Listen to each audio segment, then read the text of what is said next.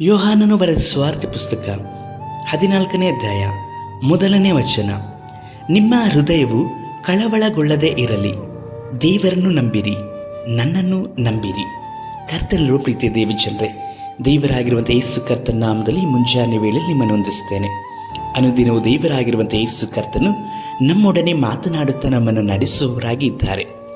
ಇಂದು ನಿಮ್ಮ ಜೀವಿತದಲ್ಲಿರುವಂತಹ ಕಳವಳ, ಕೆಲವೊಂದು ಸಮಯದಲ್ಲಿ ಈ ಕಳವಳವು ನಮಗಿರುವಂಥ ಸಂತೋಷವನ್ನು ಕದ್ದುಕೊಳ್ಳುವಂಥದ್ದಾಗಿದೆ.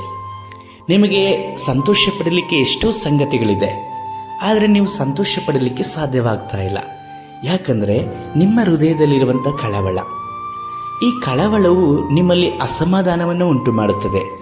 ಮಾತ್ರವಲ್ಲದೆ ನೀವು ಭಯದಲ್ಲಿ ಬೀಳುವ ಹಾಗೆ, ನಿಮ್ಮ ಒಳಗಡೆ ಅದು ಸೆರೆ ಹಿಡಿಯಲ್ಪಟ್ಟು ಯೇಸು ಕರ್ತನನ್ನು ಸಂಧಿಸದ ಹಾಗೆಯೂ ಆತನ ಮಾತುಗಳನ್ನು ನಂಬದ ಹಾಗೆಯೂ ಸಹ ನಿಮ್ಮ ಜೀವಿತದಲ್ಲಿ ಸೆರಾವಸ್ಥೆಗೆ ನಡೆಸುವಂಥದ್ದಾಗಿ ಇದೆ.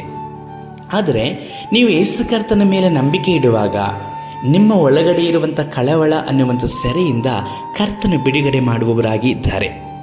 ತಂದೆಯನ್ನು ನಂಬುವಂಥವರು, ಯೇಸುವಿನ ಮೇಲೆ ನಂಬಿಕೆ ಇಡುವಂಥವರು ನಿಶ್ಚಯವಾಗಿ ಭಯದಲ್ಲಿಯೂ ಕಳವಳದಲ್ಲಿಯೂ ಇರುವಂಥವರಲ್ಲ. ಕರ್ತನು ನಿಮಗೆ ಎಂದೆಂದಿಗೂ ಸಹಾಯಕವಾಗಿ ಇದ್ದಾರೆ. ನಿಮ್ಮನ್ನು ಆರಿಸಿ ತೆಗೆದುಕೊಂಡಿರುವಂಥ ದೇವರು ನೀವು ಅಂದುಕೊಂಡ ಪ್ರಕಾರವಾಗಿ ನಿಮ್ಮನ್ನು ಮರೆತು ಬಿಡುವಂಥವರಲ್ಲ. ನಿಮಗಿರುವಂಥ ನಾಳೆಯ ಚಿಂತೆಗಳೆಲ್ಲವನ್ನು ಸಹ ನೀಗಿಸುವ ದೇವರಾಗಿ ಇದ್ದಾರೆ. ಮಾತ್ರವಲ್ಲದೆ ನಿಮ್ಮ ಎಲ್ಲ ಇಷ್ಟಾರ್ಥಗಳನ್ನು ನೆರವೇರಿಸಲಿಕ್ಕೆ ಶಕ್ತನು. ಆದರೆ ನೀವು ಮಾಡಬೇಕಾದದ್ದು ಏನು ಗೊತ್ತಾ? ದೇವರ ಮೇಲೆ ನಂಬಿಕೆ ಇಡಬೇಕು.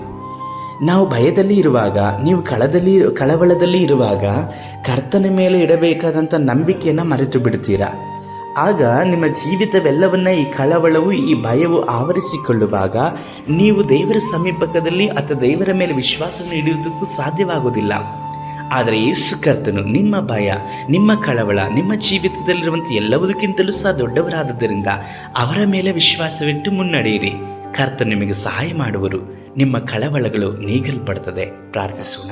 ಸರ್ವಶಕ್ತನಾದ ದೇವರೇ, ನಾಳೆಯ ವಿಷಯದಲ್ಲೂ ಸಾಲದ ವಿಷಯದಲ್ಲೂ ಈ ಸಹೋದರಿಗೆ, ಈ ಸಹೋದರರಿಗಿರುವಂಥ ಕಳವಳಗಳೆಲ್ಲವನ್ನು ನೀಗಿಸಿ ಇವರನ್ನು ಮುನ್ನಡೆಸಿರಿ.